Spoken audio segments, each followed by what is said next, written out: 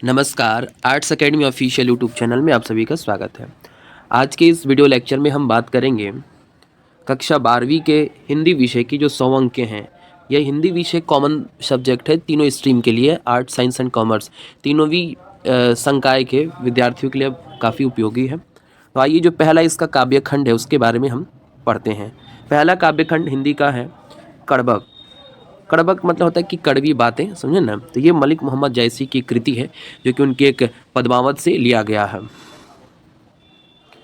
इसमें सबसे पहले हम संक्षिप्त कवि परिचय जानेंगे, क्योंकि परीक्षा में बिहार बोर्ड के जो भी बहुविकल्पीय प्रश्न पूछे जाते हैं उसमें कवि का नाम, जो पाठ्य पुस्तक जो भी किताब है कविता, उसके लेखक का नाम पूछता है, उसके कवि का नाम, उसका जन्म, उसकी रचनाएं इत्यादि बहुत महत्वपूर्ण है। ये हमारे मलिक मोहम्मद जैसी जी, उनकी किताब है आखिरी कलम।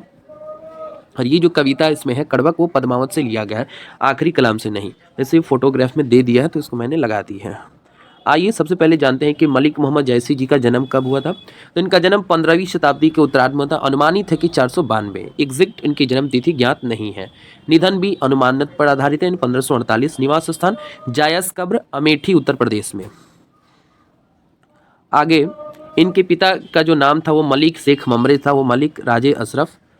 गुरु थे इनके सूफी संत शेख मोहिनी सैयद अशरफ जहांगीरी। इनकी वृत्ति की स्मृति आरंभ में जायस में रहते हुए वो किसानी किए, फिर बाद में शेष जीवन फकीरी में बिताया। बचपन में ही अनाथ हो गए थे, इनके माता पिता मर गए थे। साधु फकीरों के साथ भटकते हुए इनका बचपना बीता था, ये इनकी वृत्ति थी। इनके व्यक्तित्व पर बात कर लेते हैं तो चेचक के कारण ये रूपहीन थे तथा बाईं आंख और कान से वंचित थे, लेकिन मृदुभाषी थे, मनस्वी और स्वभावतः संत थे। इनकी प्रमुख कृतियां हैं पद्मावत है, अखरावट है, आखिरी कलाम है, चित्ररेखा, कहरनामा, महरी, बाईसी, मसाला या मसाला, मशलनामा, खंडित प्रति इसकी प्राप्त हुई है। नौवा अतिरिक्त इनकी कृतियां चंपावत है, होलीनामा है, इतरावत आदि कृतियां भी उल्लेख में आती हैं इनकी।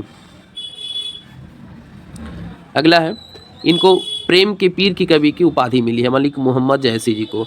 किस काल के कवि? तो ये आदि हिंदी साहित्य के आदिकालीन कवियों में ये आते हैं। इनकी भाषा, जो इनकी जो भाषा है जो कविता लिखने की, वो उनकी अवधी भाषा में मिलती है। अब इस कविता में कुछ शब्दावली आते हैं जिनका, देखिए विद्यार्थियों, पर्सनालिटी डेवलपमेंट के लिए और शब्द संग्रह को बढ़ाने के लिए आपको हर पाठ के बाद वाले हिस्से में शब्दार्थ देता है, जिसको काफ़ी महत्वपूर्ण होता है याद करना। जैसे गुणी दिया हो कविता में, तो इसका मतलब होता है गुणी, गुणशाली। अवधी भाषा में सब दिया हुआ है और इसका हिंदी भाषा में अर्थ दे रखा है। सोई का मतलब वही, जयी का मतलब जिसने, जयिस का मतलब जैसा, जग मतलब संसार, विधि माने ईश्वर, अवतारा माने अवतरण दिया, दिन माने दिया, सुझा माने देखा, उगा माने उदित। तो ये आपके शब्दार्थ हैं। आप ये शब्दार्थ सब आएंगे इसमें पाठ में, तो इस शब्दार्थ की हम अवहेलना करते हैं, आप लोग विद्यार्थीगण देख लीजिएगा। आइए सीधे हम चलते हैं कड़बक पर, सब व्याख्या करते हैं। ये दोनों पद पद्मावत से लिया गया है, इनके द्वारा लिखित, और दो ठो पद्य हैं। दोनों पद का हम भावार्थ सहित व्याख्या करेंगे। प्रथम पद का पहला है, एक नयन कवि मोहम्मद गुनी, यहाँ पर छोटी की मंत्रा छूट गया है, सोई बिमोहा जई सब सुनी, कवि सुनी। व्याख्या इसका, प्रस्तुत पंक्तियां मलिक मोहम्मद जैसी द्वारा रचित महाकाव्य पद्मावत के अंश है, जिसमें कवि कहते हैं एक आंख के होते हुए भी कवि गुणवान है। जो भी उनकी काव्य का श्रवण करता है, सुनता है, वह मोहित हो जाता है। सोई विमोहा जयी कवि सुनी, यानी जो भी कवि को सुनता है वो मोहित हो जाता है उनकी काव्य को सुनकर, उनके काव्य को श्रवण करके। दूसरी पंक्ति है प्रथम पद का, चांद जैस जग विधि अवतारा, दीन है कलंक किन्ह उजियारा, जग सूझा एक कई नयनाहा, उआ सूक नखंता महा। अर्थात प्रस्तुत पंक्तियां मलिक मोहम्मद जैसी द्वारा रचित महाकाव्य पद्मावत के अंश हैं, जिसमें कवि कहते हैं कि ईश्वर ने उन्हें चंद्रमा की तरह इस धरती पर उतारा, लेकिन जैसे चंद्रमा में कमी है, चंद्रमा पर धब्बा है, वैसे ही कवि में भी कमी रह गई है। फिर भी कवि चंद्रमा की तरह, कवि चंद्रमा की तरह, पर कवि होगा कवि की जगह, कवि चंद्रमा की तरफ अपने काव्य की प्रकाश पूरी संसार में फैला रहे हैं। जिस प्रकार अकेला शुक्र नक्षत्रों के बीच उदित है, उसी प्रकार कवि ने भी अपने कहीं आंख से इस दुनिया को भली भांति समझ लिया है। जग सूझा एक कहीं नैनावा, उआ शुक्र, यहाँ पर शुक्र यानी शुक्र ग्रह, नखंतवा महा, ठीक है ना। नखंता महा मतलब नक्षत्रों के बीच, मध्य में, महा माने मध्य, नखंता में नक्षत्रों के। अगला है, जो लही अम्बही डाभ न होई, तौ लही सुगंध बसाई न सोई। प्रस्तुत पंक्तियां मलिक मोहम्मद जैसी द्वारा रचित महाकाव्य पद्मावत के अंश है, जिसमें कवि कहते हैं कि जब तक आम में नुकीली मंजरी नहीं होती तब तक उसमें कोई सुगंध नहीं आती, तो लही सुगंध बसाई न सोई, तब तक उसमें सुगंध नहीं आती है। अगला पद है कीन समुद्र पानी जो खारा तव अति भय असूझ अपारा। प्रस्तुत पंक्तियां मलिक मोहम्मद जायसी द्वारा रचित महाकाव्य पद्मावत के अंश है, जिसमें कवि कहते हैं कि समुद्र का पानी खरा है, इसीलिए वह असूझ और अपार है। जो छठवां लाइन है जो सुमरो त्रिशूल विनासा भा कंचन गिरी आगे आकाशा। प्रस्तुत पंक्तियां मलिक मोहम्मद जैसी द्वारा रचित महाकाव्य पद्मावत के अंश है, जिसमें कवि कहते हैं कि जब तक सुमेरी पर्वत को त्रिशूल से नष्ट नहीं किया गया तब तक वो सोने का नहीं हुआ। मतलब एक सुमेरु पर्वत था, प्राचीन काल में किंवदंतियां है कि वो सोने की भांति चमकता था, तो जब तक उस पर त्रिशूल से प्रहार नहीं किया तब तक वो सोने का नहीं हुआ। जो लही घरी कलंक न पारा कंचन होई नहीं कांच होई नहीं कंचन कारा। प्रस्तुत पंक्तियां मलिक मोहम्मद जैसी द्वारा रचित महाकाव्य पद्मावत के अंश है, जिसमें कवि कहते हैं कि जब तक धरिया यानी सोने गलाने वाला पात्र में सोने को गलाया नहीं जाता तब तक कच्ची धातु सोना नहीं बनती। नेक्स्ट लाइन है एक नयन जस दर्पण औ तेहि निर्मल भाऊ सब रूपवंत गही मुख जो वहीं कही चाऊ। अर्थात प्रस्तुत पंक्तियां मलिक मोहम्मद जैसी द्वारा रचित महाकाव्य पद्मावत के अंश है, जिसमें कवि कहते हैं कि वे एक आंख के होते हुए भी दर्पण की तरह निर्मल और स्वच्छ भाव वाले हैं, और उनकी इसी गुण की वजह से बड़े बड़े रूपवान लोग उनके चरण पकड़कर कुछ पाने की इच्छा के लिए उनके मुख की तरफ ताक रहे हैं। एक नयन जस दर्पण औ तेहि निर्मल भाऊ सब रूपवंत गही मुख जे जो वहीं कई चाऊ। यानी कि जितने भी वे इतने विद्वान हैं वो कवि मलिक मोहम्मद जैसी कि वे कहा के होते हुए भी दर्पण की तरह उनका मन निर्मल है, स्वच्छ भाव वाले हैं। उनके इसी गुण की वजह से बड़े बड़े रूपवान लोग भी उनके चरण पकड़कर कुछ पाने की इच्छा के लिए उनके मुख की तरफ ताका करते हैं।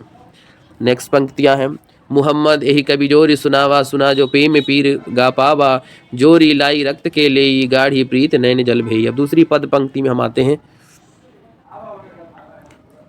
कह रहा है कि मोहम्मद यही कवि जोरी सुनावा सुने जो प्रेम पीर गा पावा जोरी लाई लकत रक्त के लोई गाढ़ी प्रीत नैन जल भेई। अर्थात प्रस्तुत पंक्तियां मलिक मोहम्मद जैसी द्वारा कृत पद्मावत के अंश हैं। कवि इस पंक्ति के माध्यम से यह कहना चाहते हैं कि मैंने यह काव्य रचकर सुनाया है, और जिसने भी इसे सुना उसे प्रेम की पीड़ा का अनुभव हुआ। मैं इस काव्य को रक्त की लेई लगाकर जोड़ा तथा गाढ़ी प्रीति के आंसू को जल से भिगोया है। यानी कह रहे हैं कि इस कविता को लिखने में मैंने रक्त की लेई लगाकर जोड़ा है। रक्त मतलब लेई, रक्त की लेई का मतलब यहाँ पर है कि कठिन साधना, कठिन परिश्रम से, और जो बहुत ही आंसू निकलने का मतलब बहुत ही दुख भरी भाव से मैंने इस काव्य की रचना की है। औ मन जनी कवती अस किन्हा मकु यह है जगत मह चिन्हा। प्रस्तुत पंक्तियां मलिक मोहम्मद जैसी द्वारा कृत महाकाव्य पद्मावत से लिया गया है। कवि इस यहाँ पर कवि हो गया है, कवि होगा। कवि इस पंक्ति के माध्यम से यह कहना चाहते हैं कि मैंने इस काव्य की रचना यह जानकर की कि मेरे ना रहने के बाद इस संसार में मेरी आखिरी निशानी यही हो, मेरी ये काव्य हो। कहाँ सो रत्न सेन अस राजा कहाँ सुबह असी बुद्धि उपराजा कहाँ अलाउद्दीन सुल्तानु कहाँ राघव जय के नि बखानु कहाँ स्वरूप पद्मावत रानी कोई न रहा जग रही कहानी। प्रस्तुत पंक्तियां मलिक मोहम्मद जैसी द्वारा कृत महाकाव्य पद्मावत से लिया गया है।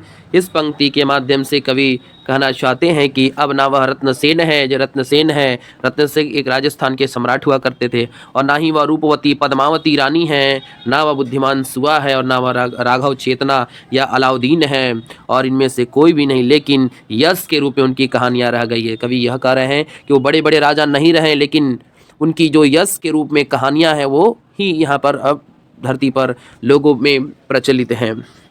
धानी सोई जस कीर्ति जासु फूल मरे ना बासु। प्रस्तुत पंक्तियां मलिक मोहम्मद जैसी द्वारा रचित महाकाव्य पद्मावत के अंश है, जिसमें कवि कहते हैं कि वह पुष्प धन्य है जिसकी कृति और प्रतिष्ठा इस संसार में है उसी तरह रह जाती है जिस प्रकार पुष्प के मुरझा जाने पर भी उसका सुगंध रह जाता है।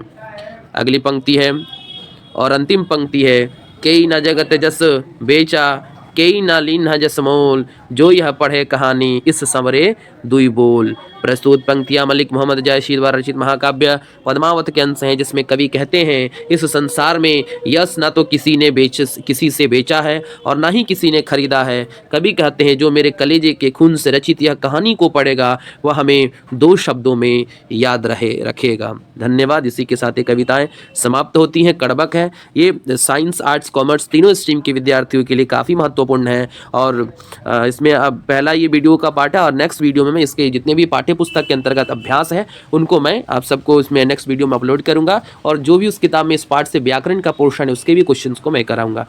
आप सभी विद्यार्थी इस जितने भी कविताएं इसके भावार्थ को अपनी कॉपी में लिख लीजिएगा, क्योंकि एक प्रश्न भी एक भावार्थ एक कविता की पंक्ति डाल देगा और कहेगा कि इसका भावार्थ लिखिए क्या कहता है।